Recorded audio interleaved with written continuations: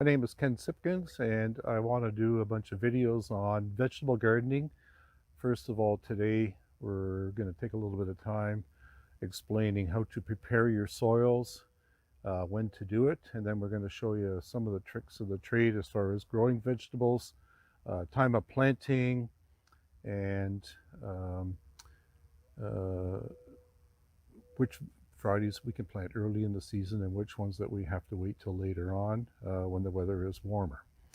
So soil preparation is very important first thing in the spring. If you get in your vegetable garden, and I have a sample of soil here, if you get a spade or a shovel and you dig your soil up and it's somewhat damp yet, if you can go like this with your hand and you can make a mud ball with it, you should not be in your garden.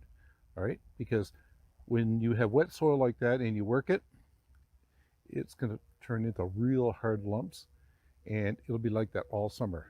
So it's very difficult to grow a quality plant in soil that's hard and lumpy, and it usually takes an entire winter of frost heaving and breaking the soil back down before it's good again. All right, in comparison to that, if I took some soil out of a garden here that's been amended, if I try to break this or make it into a lump, it just falls apart, and it's nice crumbly soil. That's what you want to maintain in a garden if at all possible. Sarnia has two different kinds of soils. We have clay soils and we have sandy soils. Both of them require amendment in order to get quality vegetables. The sandy soils always dry out in the summertime. They're easier to work early in the spring because they drain very quickly. So in a sandy location, I would encourage people to work in organic matter. I find in my gardens, peat moss is about the cheapest price-wise for volume of soil amendment. It's very fine. I've got a little bit sitting in my garden right here. It's a light brown, very fibrous material, and it will hold probably about 30 times its weight in water. So when it does get moist, it holds the water for people in the summer whose gardens dry out very quickly. And on the other hand, if you have clay soils, when you put this into your soil and you mix it up with the clay, these particles all get in between the clay so that they can't stick back together.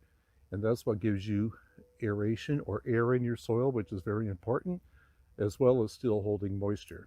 So I do that every year in my gardens. I have 4x12 raised beds, and I'll put one 3.8 cubic foot of peat moss in each bed. I spread that out on top, and then I'll work it in for the first 6 inches. And over the years, continually doing that, the soil always stays very friable, very easy to work. Don't have to get in here with a heavy-duty spade in order to prepare the garden in the spring. So we're working about 15th to 20th of April now. It's perfect time for planting your cool crops. And there are several things that should go in the garden early. A couple things that I'm going to show you is broccoli, cauliflower. These are two plants that can take cool weather. A light frost won't even hurt these, especially after they've been out in the garden for a couple days. And these plants have to be in early in order to get the heads to form before you get really hot weather in the summertime. So if you don't start off with a nice good sized plant by the 15th, 20th of April, by the time they head up, it's going to be really hot. Usually the heads will bolt or go to flower, and they don't have the quality or taste. So try to plant a big pot. I always get the 4-inch pots right away, even though you can buy smaller ones. These finish about 2-3 weeks earlier than the little transplants, and it makes all the difference. All right. Other things that you can plant at this time of year would be leek and onions.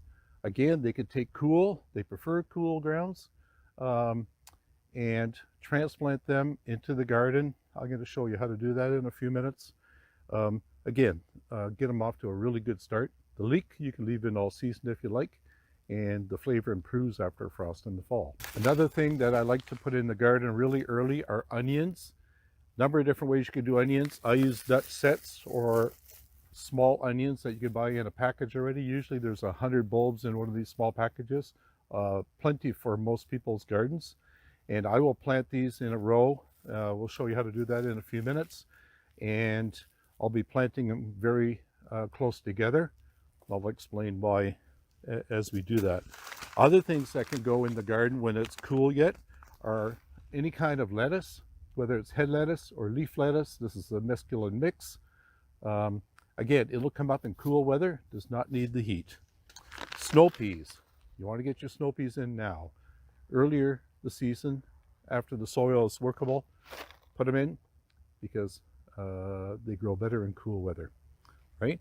This is a variety called snow peas.